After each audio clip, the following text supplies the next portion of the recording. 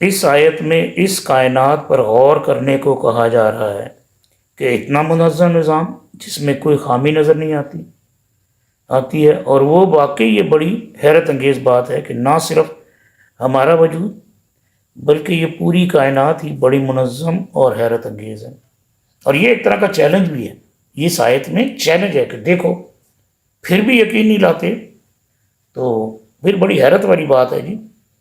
آسمان پر چمکتے ستاروں کو دیکھ کر حیرت ہوتی ہے کہ کیا یہ کیا ہیں، کیسے بنے ہیں۔ کبھی ان کے متعلق سمجھا جاتا تھا کہ آسمان میں نگینوں کی مانند جڑے ہوئے ہیں، لیکن جدید تحقیق سے یہ ثابت ہو چکا ہے کہ یہ آسمان میں جڑے ہوئے نہیں ہیں، بلکہ یہ بھی خلا میں متحرک ہیں، حرکت کر رہے ہیں۔ اور قرآن نے بھی حرکت کہہ دی، حالانکہ اس وقت تک کسی کو پتہ ہی نہیں تھا، لوگ یہ سمجھتے تھے چپکے ہوئے ہیں جی، ستارے بھی آسمان میں چپکے ہوئے ہیں، سٹک ہیں۔ آسمان پر کتنے ستارے ہیں کوئی نہیں جانتا، کچھ لوگ کہتے ہیں جیسے زمین پر ریت کے ذرے۔ اب تک کی تحقیق سے پتہ چلا ہے کہ اس کائنات میں کم و بیش 100 بلین کہکشائیں ہیں۔ یہ کائنات کی وسعت ہے، 100 بلین کہکشائیں ہیں، اور ہر کہکشاں میں اربوں خربوں ستارے ہیں۔ یہ کہکشائیں اور یہ ستارے کیسے بن گئے؟ سائنسدان اس کے متعلق مختلف کیمیائی عوامل کو بیان کرتے ہیں، اور وہ کہتے ہیں کہ ایسا خود بخود ہوا۔ جبکہ خدا کو ماننے والے خدا کے ہونے کی دلیلیں دیتے ہیں، وہ کہتے ہیں کہ کوئی تو ہے جو ان سب کو بنانے والا ہے، خیر بھی ہے، کوئی تو ہے جو نظام ہستی چلا رہا ہے، بس وہی۔ اب تک کی تحقیق سے پتہ چلا ہے کہ اس کائنات میں کم و بیش 100 بلین کہکشائیں ہیں۔ یہ کائنات کی وسعت کی بات ہو رہی ہے کہ اتنی وسیع کائنات کے 100 بلین کہکشائیں ہیں، اور ہر کہکشاں میں اربوں خربوں ستارے ہیں۔ اور سورج وسعت کا اندازہ ابھی آگے بھی شاید آئے گا ہی، اس کائنات کی وسعت کا اندازہ ایسے ہو سکتا ہے کہ اس سولر سسٹم میں سورج اتنا بڑا ہے کہ لاکھوں زمینیں اگر اس میں رکھ دی جائیں تو بھی جگہ بچ جائے گی، جبکہ سورج جو ہے ستارہ ہی ہے، اور سورج جیسے لاتعداد ستارے ہیں جن کو ہم کہیں گے کاؤنٹ لیس، جنہیں گنا نہیں جا سکتا۔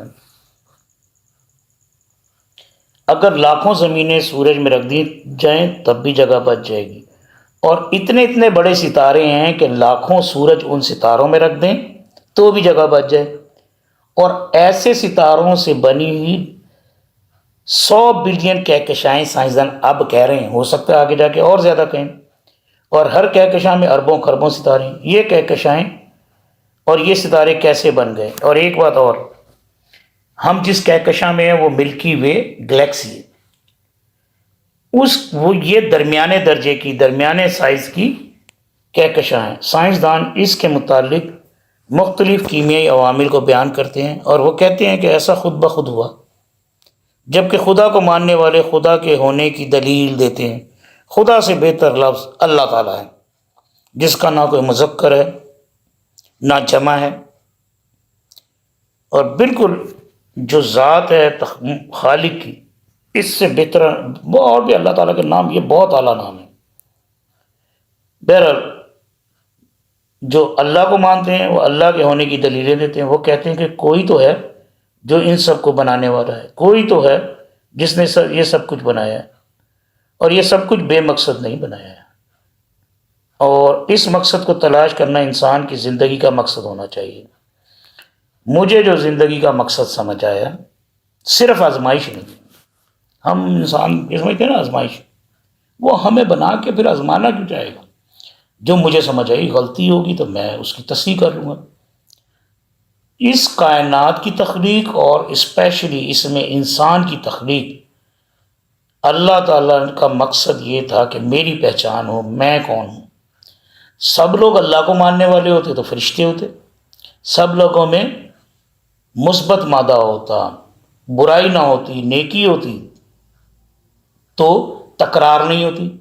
اب جب تکرار ہوتی ہے، جو رد کرنے والے جب کہتے ہیں کہ اللہ کی ذات نہیں ہے، تو دلیلیں دینے والے اسی کائنات سے دلیلیں ڈھونڈ کر نکالتے ہیں اور دلیلیں دیتے ہیں اور ان کو لاجواب کر دیتے ہیں۔ یہ ستاروں اور سیاروں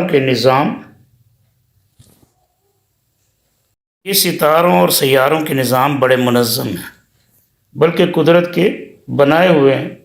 ہر نظام میں نظم و ضبط ہے، اور اگر کہیں پر بد نظمی یا خود سری ہے تو انسان میں، اور انسان کے بنائے ہوئے نظام میں، حالانکہ انسان بھی اللہ کی دسترس سے باہر نہیں ہے، لیکن انسان کو کچھ معاملات میں آزادی دی گئی ہے، کیونکہ یہ زندگی انسان کی آزمائش اور اللہ تعالیٰ کی پہچان کی خاطر دی گئی ہے۔ اسے بنائی اپنی پہچان کے لیے اللہ نے۔ بندگی جو کہتے ہیں نا کہ اللہ نے اپنی بندگی کے لیے، بندگی ہے کہ میرے حکم ہے یہ مانو، انسان نہیں مانتا۔ انسان اللہ کے احکامات کے خلاف کام کرتا ہے، لیکن پھر بھی اس دنیا میں انسان دن دناتا پھرتا ہے، کیونکہ وہ غفور الرحیم ہے۔ دراصل اس کی وجہ یہ ہے کہ اس کائنات میں اللہ تعالیٰ سب سے زیادہ پیار انسان ہی سے کرتا ہے، اور اس کی سب سے اعلیٰ مخلوق بھی انسان ہی ہے، اور وہ اسے تباہ و برباد نہیں کرنا چاہتا۔ اس کی غلطیوں اور کوتاہیوں کے باوجود اسے موقع فراہم کرتا رہتا ہے، اسے بخشتا رہتا ہے، کیونکہ وہ غفور الرحیم ہے۔ کیونکہ یہ تمام نظام اور یہ تمام کائنات اس نے بنائی ہے اس انسان کے لیے۔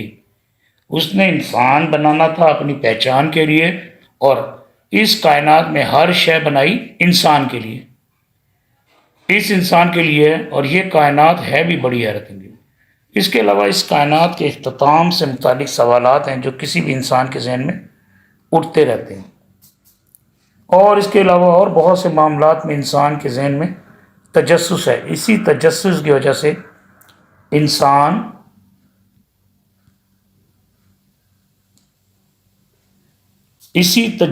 وجہ سے انسان مختلف معاملات پر تحقیق کرتا چلا آ رہا ہے، اور اسی تحقیق کی وجہ سے اس کائنات کے بہت سے راز کھلتے چلے جا رہے ہیں، اور اسی تجسس کی وجہ سے، یہی تجسس ہے جو ترقی بھی ہو رہی ہے دنیا میں۔ اس دنیا میں بہت سی ایجادات ہو چکی ہیں۔